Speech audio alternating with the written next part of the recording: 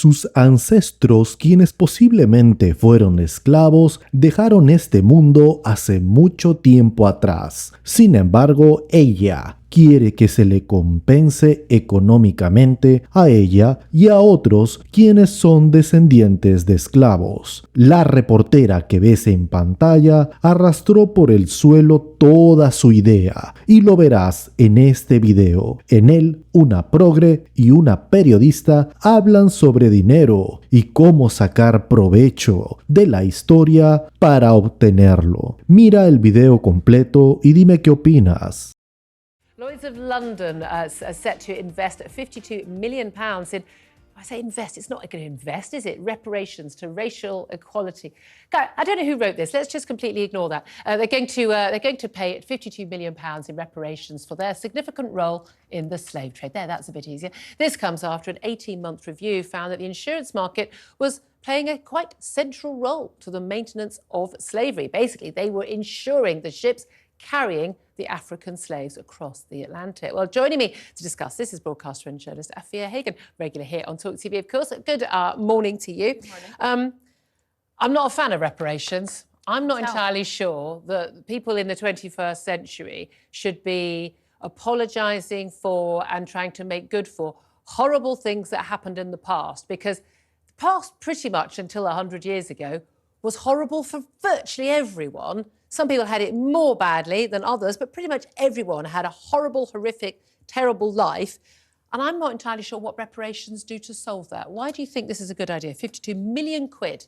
Well, the thing is, the UK government only finished paying back compensation to slave owners. So that was owners of enslaved people who lost their commodities when slavery was abolished in 1833. We only finished paying that back in 2000. It cost the country a fortune to abolish slavery. £300 million. £20 million in 1833, £300 million in today's money. So, and at that point, that was compensation paid back to slave owners. But at no point has any reparations been paid back. And I don't just believe that reparations should be money. I think it should be actions as well. But no reparations have been paid back to enslaved people and their descendants. Well, there can't be to enslaved people because they died a long time ago. Of course, and millions of African people died in the journey trying to just make it to the Americas, to the Caribbean, wherever. Yeah. And reparations, the definition of it is redressing gross violations of human rights, which enslaving millions of people was. Clearly. And it's not just about the money. It's also about redressing inequalities that exist today, which are a hangover, if you will. And certainly, look, America, slavery. until very, very recently, I mean, only, in our lifetime, well, certainly my lifetimes, people did not have equality as a result of that. Different situation here in the UK. We didn't import slavery. People who live in this country are people who have chosen to live in this country. But you're in a situation where, look, it was black Africans who sold other black Africans to white Europeans to sell to plantations in America. It was an appalling abomination of a crime. It has happened in every society, every empire, throughout history. It is still happening now. Far more black Africans were sold by Arab slave traders to go east. All of it was horrific and awful. Thank God we helped abolish it. I think Britain should stand proud in the world for the fact we were the first empire to say, no, we're going to abolish this. They paid the slave owners because that was the quickest and best way of stopping this trade. What is the point of paying reparations now to, say, for instance, a young black woman like yourself? In what way do you need to be given recompense for what happened to perhaps some of your ancestors many, many years ago? Does Oprah Winfrey, as a black woman in America, a multimillionaire billionaire, does she need to have reparations being paid?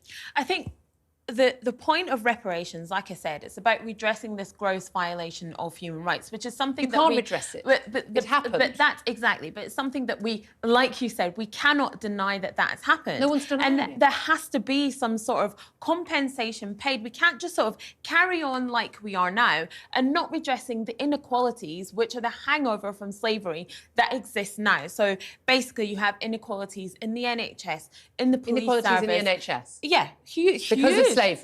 But the slave trade is responsible for inequalities in the NHS. The slave trade is responsible for the institutionalized Racism, there we go. racism that we have in different institutions in the United Kingdom. And I'm only Why gonna don't we speak ask for about the United Kingdom reparations 'cause we're here. from African states that now exist now, or who are responsible for selling, rounding up, capturing other African people and selling them to white Europeans? Why don't we ask those states for reparations? Why don't we ask the Italians to pay for the invasions of the Romans and the enslavery of many people, the Celts and others here in the UK? I'm thinking, my family, I mean, this isn't a government payout, it's Lloyd's of London. They made millions from insuring ships carrying slaves. They literally insured, they regarded human beings, because they were black, as cargo, as cattle, as commodity. Effectively. They were not considered human. It's a disgusting thing. The world has changed now. Britain is part of the reason why that changed. What on earth is the purpose of those reparations? Nobody living today is directly affected by slavery. That's untrue, because like I said... By that slavery, there are people in slavery. Because we still have the inequalities, which are the hangover of slavery. We still have the institutionalized racism in different sectors of society, which was started by having slavery in the first place, which was started by regarding people of African descent as cattle, as commodity, and using them as things rather than people. And what about reparations for women? Women until about sort of 70, 80 years ago pretty much had no rights. We had the same rights as children, such as children had rights. We were basically owned by our fathers and then owned by our husbands. Until, I mean, in my lifetime, it's been legal for men to beat their wives and rape their wives.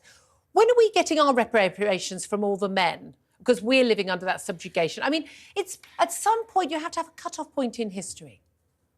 Yeah, you do have to have a cut-off point But in history. yet. I agree with that, but not just yet, because a lot of things that affect black people in this country, like I've said, and like I will keep saying... Because apparently everyone in the NHS is racist. Philip, I didn't say everyone in the NHS is racist. I'm paraphrasing the nonsense. Las acciones afirmativas son políticas y programas supuestamente diseñados para corregir desigualdades históricas y sistémicas en la sociedad. Esto abarca áreas como la educación, empleo y la representación política. El problema principal con este tipo de cosas es que socavan el principio de la meritocracia, priorizando factores de identidad sobre el mérito y la capacidad individual. Cuando las instituciones adoptan cuotas o preferencias en la contratación o admisión, algunos temen que los candidatos sean seleccionados no por su habilidad o logros, sino por su afiliación a un grupo específico. Dime tú si te subirías a un avión en el que el piloto fue seleccionado para ese puesto gracias a las acciones afirmativas. La idea de que alguien ha sido seleccionado no debido a su mérito, sino a su identidad, puede socavar la autoestima y la confianza en sí mismo de las personas que no se benefician de estas políticas, y también a la larga de aquellos que son beneficiados de ellas. Los individuos que se benefician de acciones afirmativas pueden ser vistos como menos competentes o capaces. ¿Tú qué crees? Ya que su selección puede atribuirse a factores externos en lugar de a su propio mérito y habilidades. Pueden reforzar estereotipos negativos al sugerir que ciertos grupos necesitan un trato preferencial para tener éxito, en lugar de reconocer sus habilidades y capacidades individuales. Pueden reducir la diversidad de pensamiento al limitar la variedad de perspectivas y experiencias en un entorno dado. Dentro de los grupos beneficiarios de acciones afirmativas puede haber una diversidad de opiniones y experiencias que no se reflejen adecuadamente si la selección se basa únicamente en la pertenencia a ese grupo. ¿Y tú qué opinas? Déjamelo saber en los comentarios. Y aquí culmina este video. Si te gustó, dale like, comenta el video y compártelo. Gracias, hasta luego.